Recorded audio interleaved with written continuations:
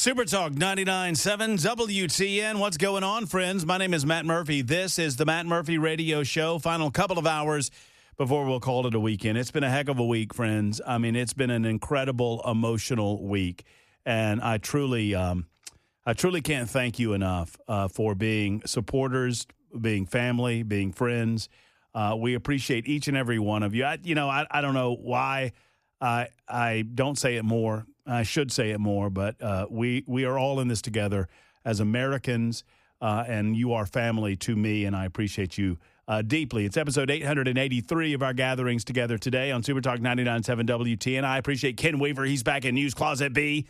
We hadn't talked enough today, Weaver. How about you? Hey, so I got some more serious matters to discuss, but then we got Nincompoops coming up. You got you a good one today? I do indeed. I feel good about that. I feel good about bringing Nincompoops back today, but after a couple of days of hiatus, reasonably so, rightly so. Mine's about a half-naked woman. Ooh, that's pretty good. Mine's about a guy that peed somewhere he wasn't supposed to pee. How about that? How about that? Well, I take that back. Maybe. I got another one that I'm pretty excited about. It has nothing to do with nudity at all, but I think it's a big nincompoop. I might do help, Ken. What? I might do two today. I'm feeling salty. You better save one just in case Brother Jackson steals it. I'm feeling salty. I went to see our cohorts over there at 104.5 The Zone. Oh, yeah? During your top of the hour newscast. Yeah. I was giving Ron Slay the business, and I thought he was going to body slam me. He grabbed me in a big bear hug. He goes, "Oh, Murph, I forgot about your shoulder, Murph." That's what he said. I was like, "That's okay, Slay. I'm just going to kick you right in that bad knee." He said, "What time you going over tomorrow, Murph?" I said, "We're leaving about 7:20. He goes, you got to leave earlier than that." Oh, yeah. They're talking about big traffic problems there tomorrow. Slay says we need to leave earlier, Jackson. What time you want to leave? Well, I don't know. I'm ready to leave. Ken, you want to handle the rest of the show? You ready to go, Murph? Oh, jeez.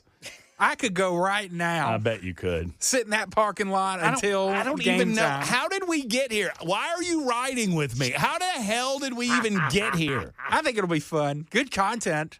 It needs to be Facebook Live. We're going to do some early Facebook living. I promise you that. God.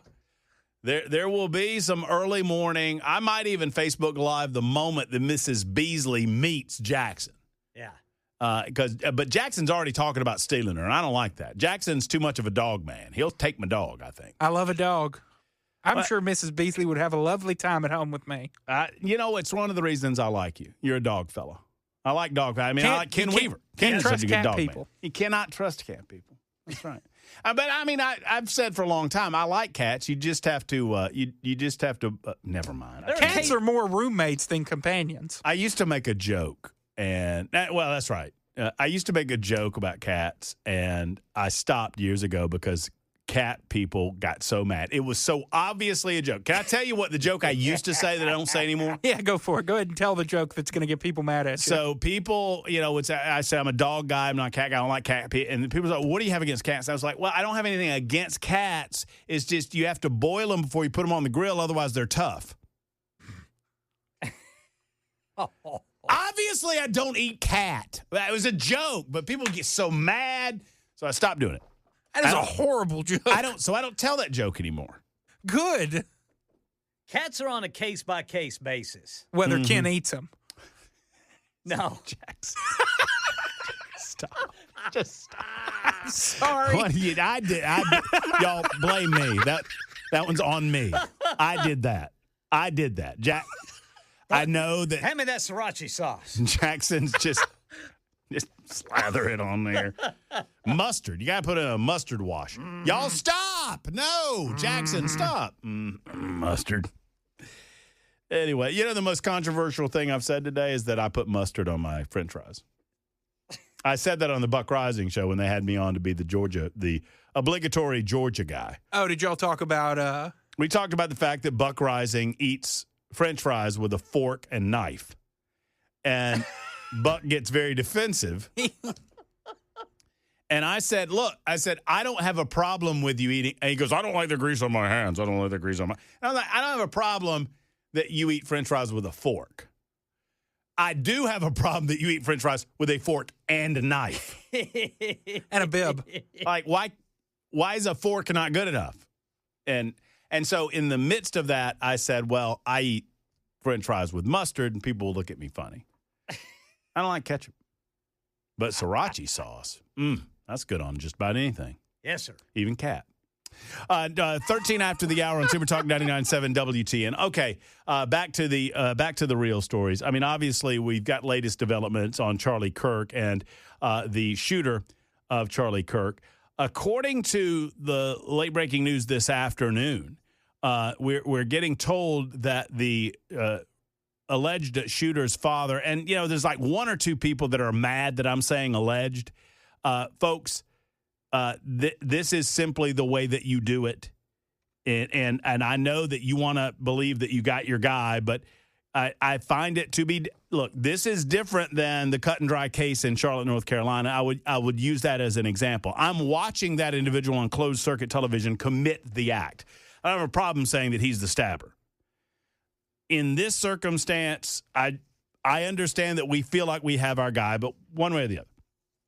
But anyway, the purported shooter in the case apparently came from a stable home in Utah, and we're told that his family was middle of the road, if not right-leaning in terms of their political beliefs, and that he was, and I'm not going to name him because I don't want to glorify anything that he has done, but he has been radicalized, particularly online on social media over the last year, 2 years or so.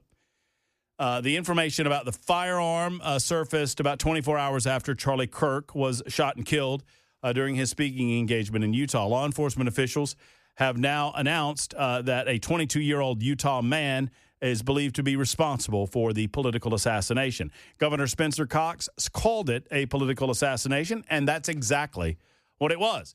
Cox said this is certainly about the tragic death, assassination, political assassination of Charlie Kirk, but it's also much bigger than an attack on an individual. It's an attack on all of us. It is an attack on the American experiment. Man, oh man, this guy is impressive. I like the way the governor is speaking about this matter. I think he is spot on in his analysis and in his leadership in the state of Utah. The FBI Salt Lake City field office released an image Thursday of the man that they said was a person of interest. And soon after that, apparently the man's father, we're being told this afternoon, the 22-year-old man that was arrested, his father saw the video or saw the still shots, recognized that it looked a lot like his son, and confronted his son. And then the son ultimately was apprehended after the family contacted police and said that they believed. So the father turned his son in, and good for him. Obviously, it's the right call. Obviously, it's the thing to do. And frankly, I can't imagine what the father's going through right now, or the family's going through. I mean, it pales in comparison to what the Kirk family goes through. It pales in comparison to what family and friends of Charlie Kirk are going through, no doubt. But my goodness, it has to be troubling, to say the least, if you are a part of this family and you recognize that your child, your 22-year-old son, became radicalized. And by the way, for those that are trying to suggest, well, he came from a right-wing family, so he's right-wing. No. He was radicalized, and we want to find out by whom and how. And it makes it worse. It makes it worse. It makes it worse because you see how easily online social media platforms can radicalize individuals. You see how easily some of the language being used on the part of the left can turn otherwise normal people into cold-blooded killers. And we need to recognize this. Does this mean that the people that are saying these words that radicalize this individual are necessarily directly responsible? No. But they should understand that their language has consequences too. So let's delve into it. George is held for a long, long time. George, thank you for your patience. How are you? Hey, George, you still there? Hello? Hey, is this George? Yes, sir. Yes, sir. George, thank you for your patience, Can brother. you hear me? Yes, sir. Hey, brother, man. It's good to talk to you. This is my second time calling in. And, I wanted to talk about all this stuff going on with Charlie Kirk. And, man, it just breaks my heart. I was a big fan of his.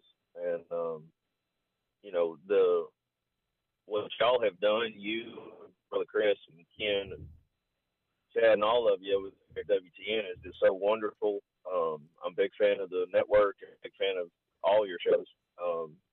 I listen to y'all all day pretty much. And I just think it makes me so angry to see networks like ABC say that there hasn't been a determined motive behind the attack and the murder of this great constitutional activist and just a great man of faith that had the guts to go out and tell people about Jesus. And I've reached out to y'all on X, and Charlie wouldn't want anybody to lash out in violence because he was a man of faith first, but he was also a constitutionalist. So he would be all for you protecting yourself, but he would not want you to lash out in violence against these deranged people. And I don't think that all Democrats are deranged, but there's definitely a lot more people out there that are just sick in the head, and they don't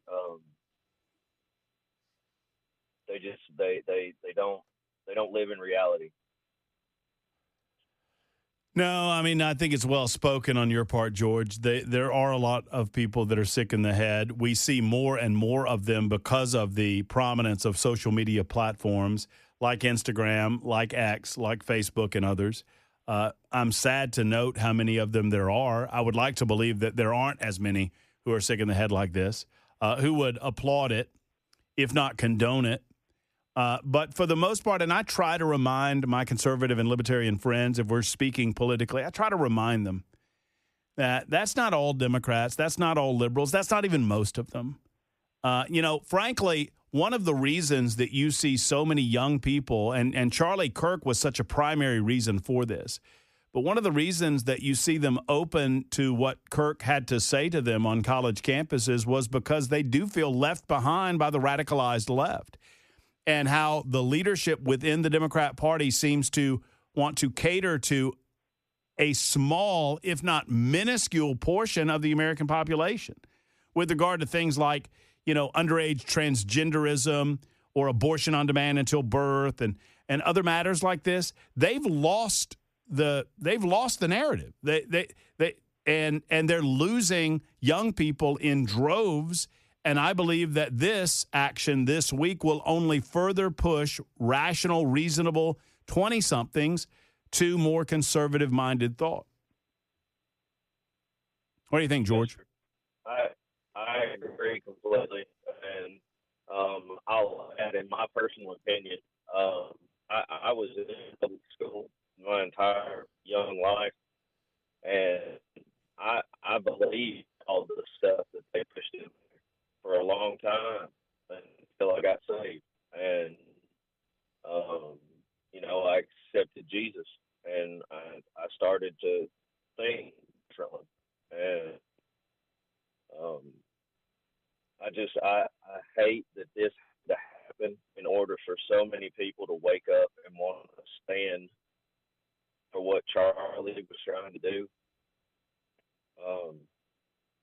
But at the same time, the Lord has a purpose for everything, and I'm sure that He's with the Lord. And I didn't. Well, I will say, we're kind of losing your connection there, George, and I appreciate the call, and I appreciate your patience for holding as long as you did. But I will say this: one of the, it is solace, and certainly for people of faith, for believers in the blessings of Jesus Christ, it is warm solace that Charlie not only was a person of faith, but regularly and publicly reaffirmed his faith. And so for those of us who do believe, there's a place for him in heaven. And now you're still broken about it. You still hate to lose him on this earth. You especially are broken for his family and for his inner circle of friends, but most especially his wife and children.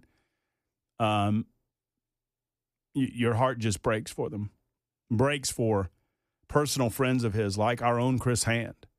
And God bless Chris and his family and what he's going through. I mean, it's so much. It feels personal for all of us. It feels personal for America. I mean, all right. So if you start there where America was assaulted, the very fabric of our country was assaulted, the very basic concepts of your ability to express yourself without fear of reprisal from government or without fear of political violence. You take that, and we all feel like this is personal. But then you boil that down to his circle of friends, people that knew Charlie, that worked with him, like our own Chris Hand, and I can't imagine that pain. And then you boil it down even further to his beautiful wife and his young children, children who will grow up with stories of their father as opposed to any further memories of their father. I'll say this, too. There's another family that's broken, sadly, in a different way. I mean, I feel like this, if we understand the story of a father turning in his own son, only thing to do, sure, but still, how gut-wrenching and painful was that you had to make the call to authorities and say, my son did this to another human being, and you need to come and lock him up. That man is a broken person, too. And I pray for him just like I pray for the family of Charlie Kirk. 25 after the hour at Super Talk 99.7 WTN. It's my understanding, not to get in front of Ken Weaver's newscast, it's my understanding that Ryan Ruth is trying to, he's representing himself. What was the old saying? What's the old saying is that individual that represents himself has a fool for a lawyer. So, good luck with all of that. And 7788 writes in and says, I've been away from the television and radio most of the day.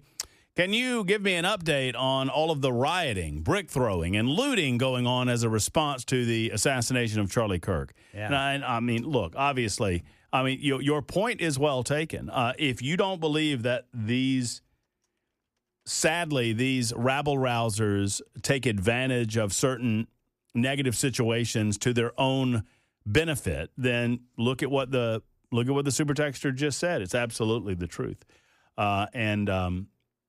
Man, oh man, I could only imagine what would be going down if the circumstances were different. And I don't even care to imagine it. I don't even care to contemplate it.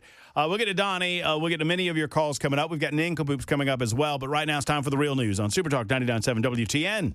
Super Talk 99.7 WTN. You might be hearing that Donald Trump is preparing some form of action in the form of the National Guard in Memphis, Tennessee. Now, obviously, we've been reporting that from the Super Talk 99.7 WTN newsroom. Ken, I've not gotten up to date on this story as perhaps I should be. So, so Donald Trump is considering Memphis as his next stop with the National Guard. Do we have any word as to whether or not he's coordinating with the governor of the state, Governor Bill Lee? Yeah, there seems to be, because it says that Governor Lee, in a statement, frames this as a continuation of a multi-pronged federal and state effort that has already arrested hundreds of violent criminals. Absolutely love it if that is the case. I mean, Memphis is obviously, sadly, just a cesspool of crime. The local officials have not been able to handle it. They've mishandled it, frankly, for years. State officials are stymied when they attempt to step in and assist local officials. And so if it's time for the governor to step in with the assistance of federal authorities, that is the way that you do it, right? If you have a governor that is consistent with the president in his belief that we need to do something to protect those citizens in those areas, let's go. Now, I've said the rule of law matters, and I stand by that. And so if a governor stands against a president trying to do that, like, for example, J.B. Pritzker, or whatever the hell his name is, in Chicago and Illinois, well, that's a different matter. And that might present a legal challenge for the president to overcome. But if a governor is ready, willing, and able, and the governor allows a president or works with a president to bring in the National Guard to solve an emergency situation, and I think we'd be hard-pressed to say that the crime problem in Memphis is not an emergency situation. I mean, my goodness, murders and robberies and rapes and criminal behavior and violence. Why would you not want to stop the lawlessness? Well, sadly, Representative Justin Pearson does not want to stop the violence. And we're going to share with you a visit that old Justin had. You know, he's one of the two Justins with a three bullhorn trio, Pearson and Jones and Johnson. They love going on MSNBC. They love talking to these liberals. And Justin Pearson was on earlier saying that it was a racist move on the part of Governor Bill Lee and a racist move on the part of the President of the United States to target Memphis. What, like, because Memphis isn't crime-ridden? Nobody's talking about the color of anybody. I want to protect people of all colors, law-abiding citizens of any ethnic background or socioeconomic background from the crime that is riddled through your city. More on that coming up in a moment, but right now, and we'll get to your calls on Charlie Kirk, but right now, I feel like it's a palate cleanser that we all need. It's been a heavy week.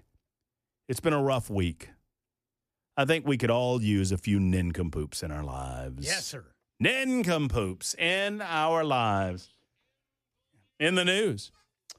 On Super Talk 99.7 WTN, it's an opportunity for us to take a look around this great state of Tennessee, around these United States of America, around the globe. We find the nincompoops where they live and where they breathe. We present them to you. Ken Weaver presents a nincompoop. Jackson Williams presents a nincompoop and is a nincompoop. Matt Murphy presents a nincompoop. I don't think Jackson caught that. I don't think he did either. I'm working here. And then you get to vote. Super Talk 99.7 WTN. You can go back and listen to the tape later on, Jackson. I know you like to listen to the show to go to sleep by. So you listen later and you tell me what you think about that little jam. Oh, I heard it. I just couldn't respond because I was working getting your pretty face on camera. I slipped that in there. Oh, yes, yeah. sir. Oh, yeah. All right. So I have no idea. We did not do Nincompoops yesterday because I was out at the Charlie Daniels event. We didn't do it the day before for obvious reasons, the death of Charlie Kirk. So I have no idea where we are in terms of the batting order. So here's what I'm going to do. I'm going to let you fellas decide which one of y'all want to go first. Brother Weaver, you go ahead and go first. There you go. Are you boys sure? Yes. Okay. Confident. I will. All right. All right, here we go. This happened right here in Nashville. Uh-oh. After Eric Clapton concert, pantless woman drove car with missing wheel through Nashville. Missing what? Wheel. Oh. Steering or tire? Tire. Oh, okay. Easier. Yeah, it should have been a tire. But anyway, here we go. A woman faces charges after police said she drove drunk through Nashville in a car that was missing a wheel. Police said they watched a white Jeep Cherokee with damage to the front right tire so severe that only the rim remained. Drive over a curb and then stop in traffic. This happened the night of September 8th. Officers pulled over 64-year-old Cindy Meeks on Korean Veterans Boulevard at 4th Avenue. The officers noticed she was not wearing pants or shoes.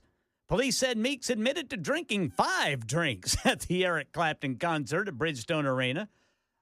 Don't you usually just say, I just had a few? Just 2, right? I just had 2 beers, Yeah. officer. Meeks was surprised when officers told her she had hit something while driving. What? The officer said she failed a field sobriety test. And while waiting for a blood test to be completed, police said Meeks got out of her chair and then kicked an officer multiple times in the midsection. Uh-oh. Meeks was eventually arrested and charged with driving under the influence, resisting arrest, and assault on an officer. She did not know where her pants or shoes were. So she did all of this pantsless. Yeah, she didn't. Yeah, she had a shirt, but no pants or shoes. So we're having a Winnie the Pooh situation here? Or Donald Duck. I was thinking Donald, but Winnie works too. So underpants. Any word on? I don't hear anything about underpants. Maybe she did have some underpants on, but no pants or shoes. Could you say she was drunker than Cooter Brown? Oh, yeah. Oh, But yeah. she'd only had 5 drinks. There's no question. See, Matt, this is why I'm riding with you. Why? Because you don't want this to end up being I don't you. want to be a nincompoop. Man, you know what? It would make my life if I got to do a Jackson Williams nincompoops in the news story. It would make my life. Look. Old Hickory man arrested in Knoxville, Tennessee, running pantsless from Neyland Stadium. That sort of thing. Pretty much. Oh, with your Vols T-shirt on and no drawers. Just a big old orange shirt. Just running And a hat on. right across the field. Run through the tee, baby. Run through that tee. Hey, do what you got to do. Hey, by the way, Ken. Yes, sir. You know what Jackson told me earlier? What's that? He said when the tee, and I like the running through the tee tradition. I think it's really good. That's a great tradition. He said that he gets a little tear in his eye when that happens. One single tear I rolls heard down. him say that. Yeah, gets a little tear in his eye. Just one. That's sweet. Jackson, you want to go ahead and go? No, I'll close it out. You go ahead. I was torn. I wanted to do the story of the nincompoop that peed all over himself and $700 worth of clothing at a beachside shop in Florida. But I'm not going to do that story. I'm not going to do that story about the guy that peed all over the shop. I'm going to do this story. Y'all know about the Publishers Clearinghouse sweepstakes? Oh, I had this one. So an Oregon man has found himself to be very, very lucky and now somewhat unlucky. Because the old sweepstakes television commercial promised only Publishers Clearinghouse can make you so rich so fast. But some unlucky winners are discovering that the opposite's also true, that they can cut off the spigot, as they say, pretty quickly as well. This is what happened to John Willie, a 61-year-old Oregon man who won $5,000 a week for life from the Publishers Clearinghouse Prize Patrol in 2012. That sounds like a pretty good deal. $5,000 a week for life. What is that? $240,000 a year before tax? Yeah, that's a good living. That is a good living.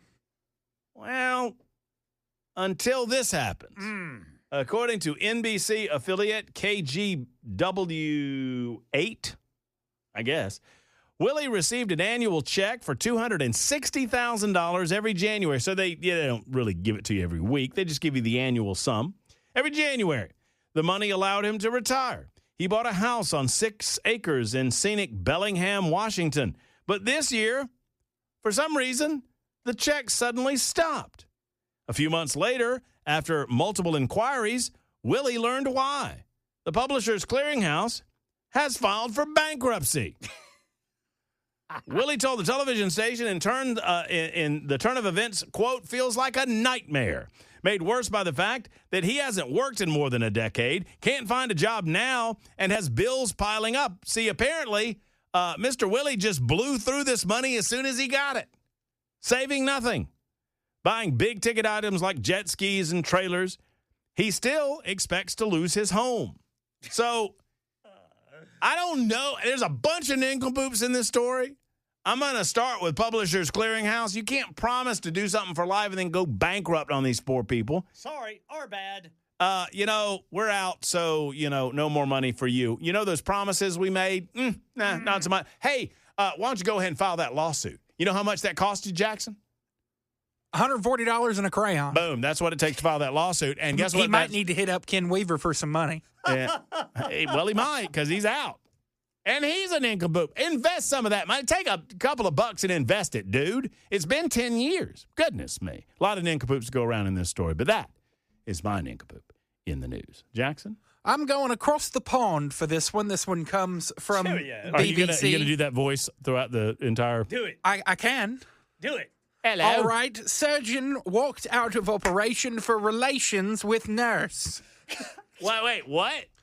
Surgeon walks out of operation for relations with nurse. Damn it, man. Speak Southern. What did he do? A doctor walked out of an operation to do it with a nurse. Wait. I'm going to need details. Do you have them? I have details. That's good. A doctor left a patient on an operating table under anesthetic to go have relations with a nurse in another room, a medical tribunal has heard. What? Dr. Suhail Anjum, 44, and the unnamed nurse were caught in a compromising position by a shocked colleague at Tameside Hospital in Greater Manchester. The incident in September 2023 recently came to light in a fitness to practice hearing after Dr. Anjum, who had been living in Pakistan, applied to work in the UK again. He did not dispute the evidence against him presented by the General Medical Council. No, I did it. During his hearing in Manchester and said his behavior had been shameful. Have you seen this nurse? The consultant anesthesiologist had said he needed a comfort break and asked another nursing colleague to monitor the male patient halfway through the procedure. Whoa. A comfort break. I'm going to need a comfort break. Instead, Dr. Andrum went to another operating theater at the hospital in Ashton under Lynn, where he had relations with a woman referred to in the hearing as Nurse C. Andrew Mulloy, representing the GMC, said the nurse who walked in on the pair had been shocked and quickly walked through the theater to the exit doors. Oh, dear. Dr. Andrum, who was gone for about 8 minutes, came back into the theater and completed his surgery. Blimey.